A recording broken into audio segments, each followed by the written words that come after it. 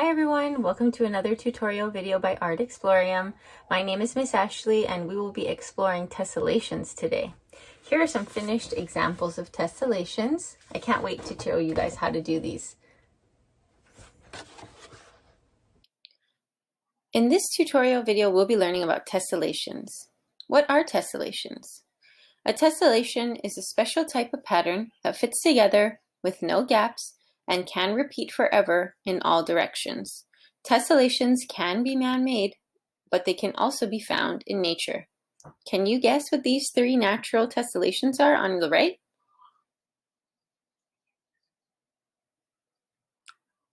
If you guessed snakeskin, pineapple, and honeycomb, good job. Tessellations and artist M.C. Escher. M.C. Escher is a very famous artist, and he's very well known for making very complex tessellations. Here are a few of his examples of tessellations. And here are the examples I showed you in the beginning of the video. These were made by 6th grade artists. I can't wait to show you how to make your own.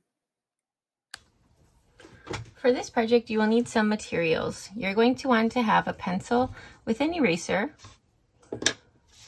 about 3 pieces of blank unlined computer paper. You want to have a manila folder or some kind of cardstock. I'm using a recycled manila folder. You can also use a cereal box or like a tea box, something that you can cut with scissors but is a little bit more rigid. Another option is like a gift box.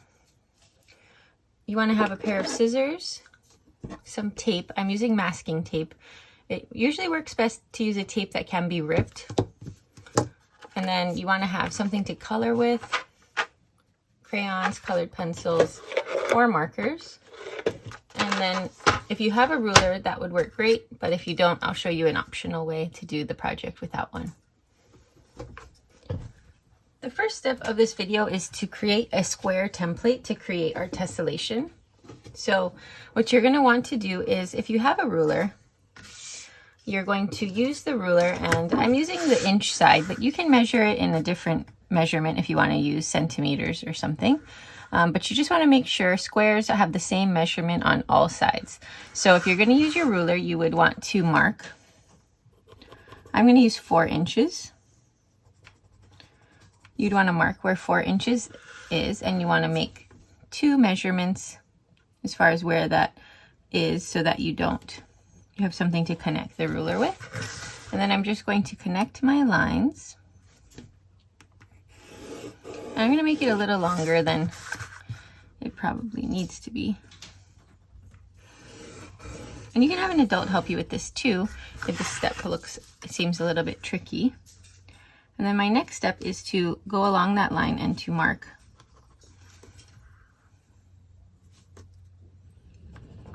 again at 4 inches.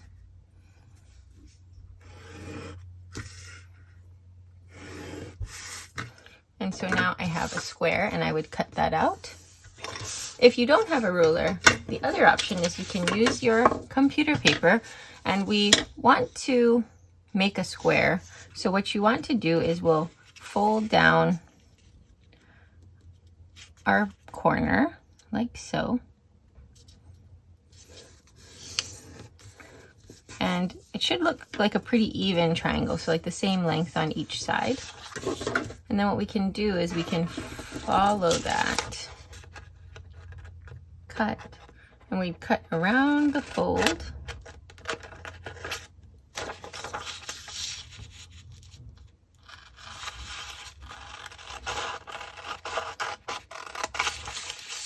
Like so. Just try your best to be as precise as possible, so take your time with this. And again, if you need to, you can always ask for an adult to help you with this part. The rest of it you should be able to do on your own. So now I have a square, and I can tell it's a square because it's an even triangle on both sides. And then I can trace this. So when I trace this onto my manila folder, I just want to be very careful because this paper is pretty thin. So you want to make sure you really use your fingers to follow around the computer paper while you're tracing, because if not, the paper will kind of just bend and fold.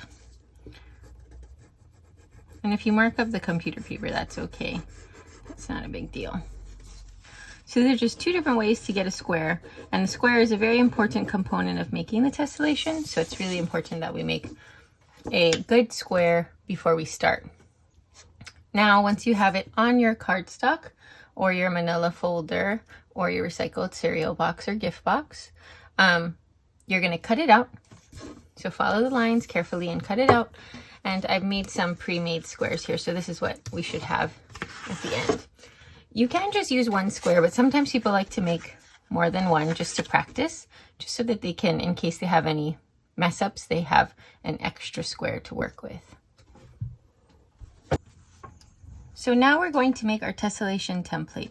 You want to have your square piece, and we want to grab out a marker or a crayon or a colored pencil, whatever you had brought out to use to color with, and just grab any color, and we're going to mark our template piece. We want to use something that looks like an L shape. So we're just going to mark along two sides that create kind of like an L and like a capital L. And that creates this corner that the two sides share. And that's what we need to remember, so that when we draw our tessellation template, we use these two sides I now have just marked. After we design and we cut out our template, it's going to come out looking something like this. Or your design might look totally different, but this is kind of the idea we're going towards. So what you want to do now is we're going to draw out our designs, and when you do tessellations, you don't want to overthink it. You kind of just want to see what it gives you, and we can kind of create a creature or a face or something using the shape we get. The only thing you want to remember is we have to remember not to do a few things. So you want to make sure you make your design something that can be cut out with scissors. This design is way too complicated to cut out with scissors, and it wouldn't work. We have to make sure we don't let our lines cross like it does here, because then our whole piece would fall apart and that wouldn't work. And then we have to make sure we not draw on opposite sides. Opposite sides are sides that are opposite of each other. That's why we made this little L, and that will help us to make sure we don't do that. So I'm going to start to draw my design, thinking about the fact that I need to be able to cut this out with scissors.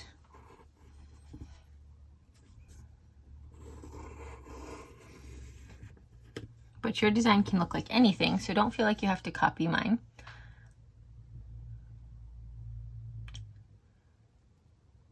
Here are some other designs that would also work really well, or would also work pretty well. I marked these with yellow so you can kind of see them. The yellow color is a little hard to see the L. After you've made your design on your tessellation piece, we want to double check that we followed these rules. So before we start cutting, we want to double check, did I make my design something that I can cut out with a pair of scissors? If it's yes, then you're good to move on. If I didn't let my lines cross, then I'm good. And I didn't draw on opposite sides. No, I drew on sides that followed my L. So I'm ready to move on. One last thing you want to check is that you want to make sure your designs didn't get too close together. You see that small area there? That can kind of sometimes cause problems when we're cutting. So I'm just going to move my line over just a little bit. And I'll erase my old line so that I give myself a little more space there. So just double check if that's something you need to do. And then the last thing we're going to do is we're going to write the word top on all three pieces, because we're going to cut them out and we want to remember which side should be facing up. So go ahead and write top, T-O-P, on each of your tessellation pieces, and then we will begin to cut them out. I'm going to cut mine out and I'll come back as soon as I finish and I'll show you what it looks like. So you can cut yours out now too. Once you have your template piece cut out, we're going to start to reassemble it. So I'm going to put everything back together as if it's a puzzle. And then what I'm going to do is I'm going to go across. So wherever it fit perfectly, I'm going to go directly across. So I'm going to go all the way to this side here. And then on this one, I need to go up to that side. And what you want to look for is this spacing here. So this one, it touched all the way to the corner, so I can line that up there. And that's where I'm going to put my tape. So let me tape that one first. So I'm going to use my tape. Again, I'm using masking tape. It's usually easiest if you use a tape you can rip, because then it's easier to work with, because you want to make it into small pieces. And you just want to make sure you tape it as close as possible so it's all fitting. So try not to have like big gaps between your piece and the original cardboard or manila folder we cut out. And then we're going to put down our tape, and we want to try to tape as much as possible of the piece so that it doesn't flop around. But we want to make sure we don't have our tape hanging off like so. This won't work. So if you're having tape hanging off, just try to gently peel it off and move it so that the whole piece fits. Or another option is you can use your hand, and you can usually rip the piece. Just be very, very gentle so that you don't rip your tessellation, and you can take off some of the tape that way. The next thing I'm going to do is I'm going to tape this one up here. And so this one I need to kind of check, so you can see there's a small gap there. So I just want to try to match that as best I can. And then once I'm happy with where it is, I'm going to take some pieces of tape, and I'm going to use one hand to hold my piece where it needs to be. And I'm going to put the tape down over that. And I'll just work on taping up the rest of it so that the whole piece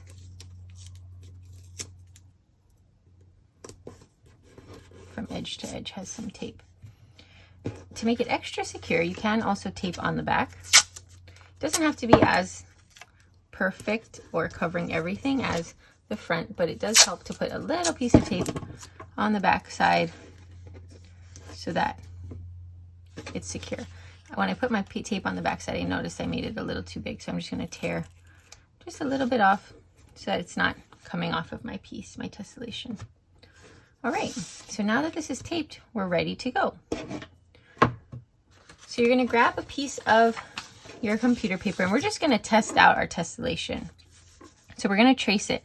So you want to grab the pencil in your writing hand, and you're going to hold down the piece with your non-writing hand, and you want to use your fingers to help you follow. Anytime you're tracing something, use your fingers to help you follow along so that the piece doesn't move while you're tracing it.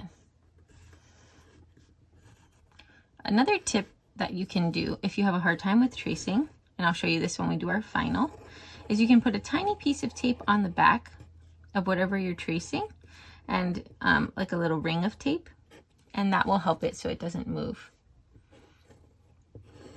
And again, I'll show you how to do that.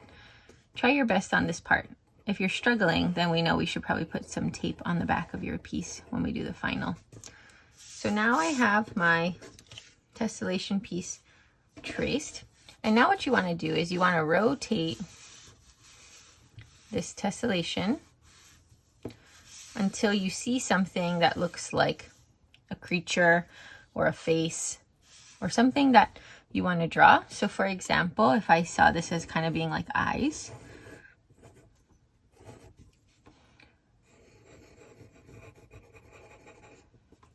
right? I could do that. And then I could see if I want to make this like feet, or maybe like an arm. So keep rotating your piece in any way or form, and then when you find something that looks like it's inspiring you, you can draw that on this first piece of computer paper so that we have a template of how we kind of want our final to look. You don't have to color on this one because we want to do that on our final one, but you can draw in like your face or any other simple designs you want to do. Once you're ready, we're going to grab our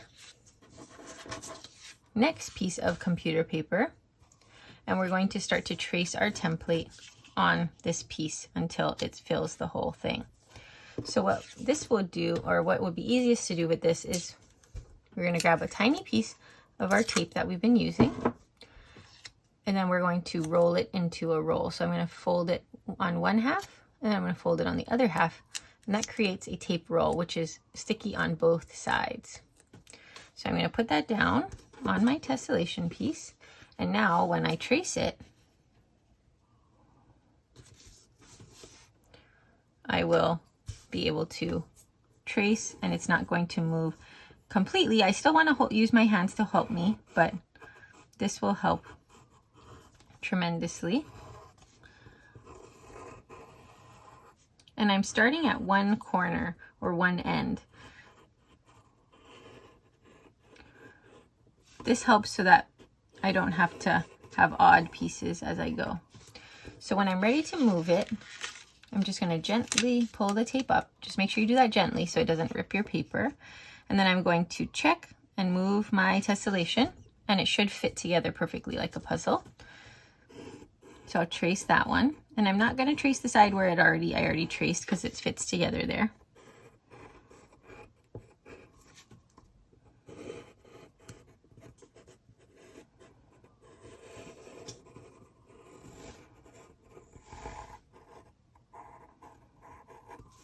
And then I'm just going to gently pull up the tape again. And now my tessellation is starting to fit together. And it should also fit together if I go to the left or right. So I'm just going to show you how it fits together this way.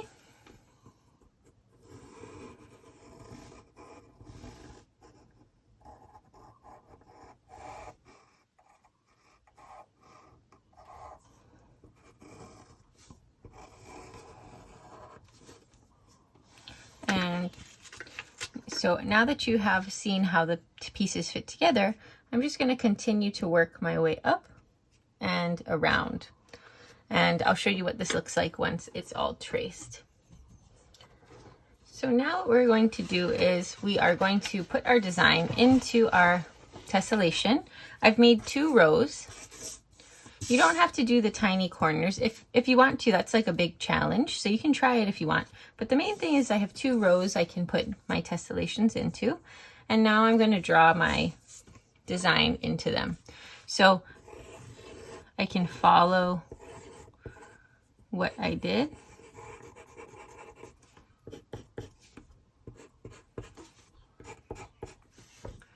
But you can also change things. So like if I wanted to make it different faces and alternate it, I could do that too. So that's an option if you want to do that and create a pattern that way too. So go ahead and draw your design that you made onto your final paper. And then our next step after that is going to just be to color and add that into our design.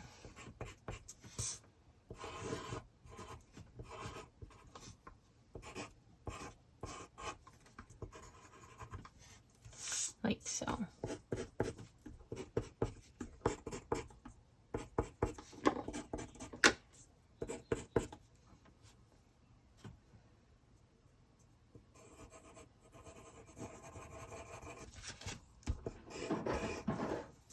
And now I am ready. So I'm going to add my color, and then remember, these are what the finished examples look like that I showed at the beginning. So good luck and have fun. You can have fun playing with the colors. You can maybe make a pattern with colors, but just have fun with that part and enjoy the fact that you just made a really cool repeating tessellation. Thank you for joining us on today's tutorial video on tessellations. Don't forget to follow Art Explorium on Facebook and Instagram for our latest updates and tutorials. Thanks again and see you soon.